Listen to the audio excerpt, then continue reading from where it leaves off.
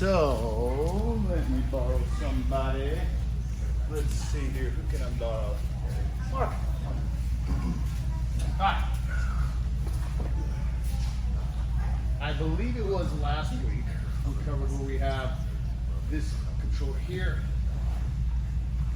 and I have one arm in at his, okay, and my right knee is up kind of on his shoulder, tilting this way, straightening out his arm. Probably doesn't feel good, but you typically pull that arm back, and I'm going to tilt on my left side as I get the spider control here, okay.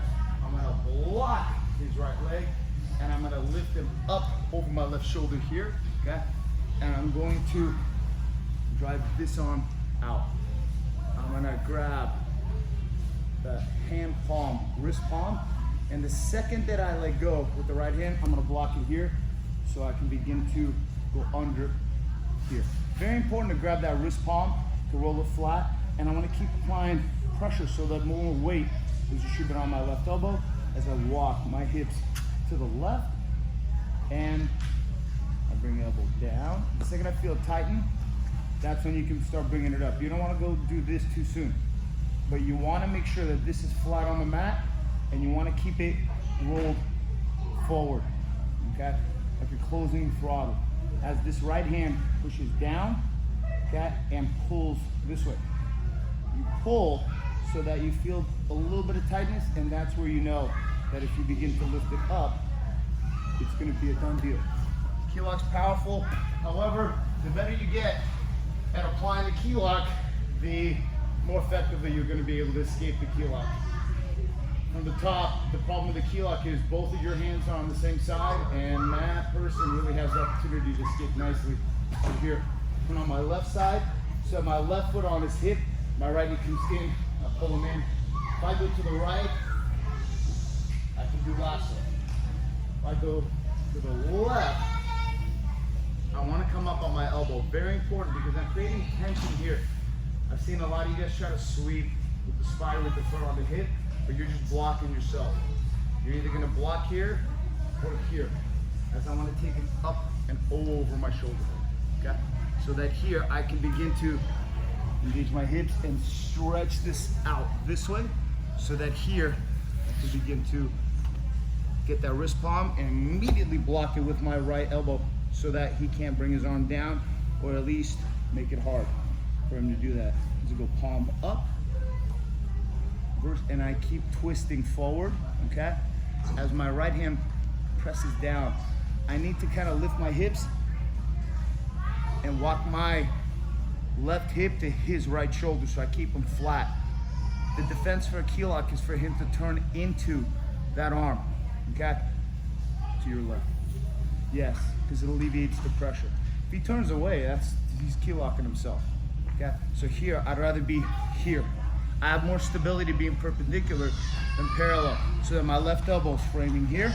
I'm gonna roll it forward, flatten it, and slowly my right hand is pulling down. The second I feel it tighten, I'm gonna lift that elbow up. And as you see, it's tight. I see a lot of these key locks. This is not even a key lock right here, okay? Because what this is, it's an escape for him. If his hand is not flat, he can just straighten it like Statue of Liberty. And I lose it right here, okay? Because he'll just straighten it and he'll start lifting his hips up, and it's a big problem for me, and I lose the position here. And remember, he's got an underhook here, so he can push my knee. Yes, and now his right hand is an underhook, and now he's going right to my back. That's the problem with more key locks. The good thing about good key locks is that they're very effective. So I just want you guys to get spider, the right foot inside his left bicep. I'm gonna push. So I can move my hip out, and I'll put myself in here, because I need to stretch him out. Because from here, he's gonna wanna pull this elbow back, otherwise, yeah.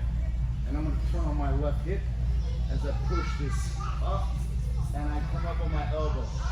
The reason why I want you guys to block here and bring him up over your left shoulder is because I want his hips as close to me as possible when he lands here, so I can mount more easily. Otherwise, it just turns into an open guard for him, and it's not good. Left hand to his wrist palm, as I block this here, frame it, my right hand palm up, got my wrist, and I'm gonna start scooting towards his far shoulder, which is his right shoulder. My right leg, clamp that hip, okay? And I have good stability. If he tries to kind of roll here, he's not gonna roll that way. If he rolls to, yeah. Because you can nice roll it and control it for police officers. This is great pain compliance, but only if the wrist is flat. If the wrist is sideways or you're doing this, you're not gonna have, yeah, because you see right here, he can stretch it out. You have to use the ground to secure it here. I'm just loosening it here, okay? And I keep pulling and framing into there. So even if he starts moving around and trying to get me off, I can begin to pain compliance him and tell him stop resisting before I cuff him.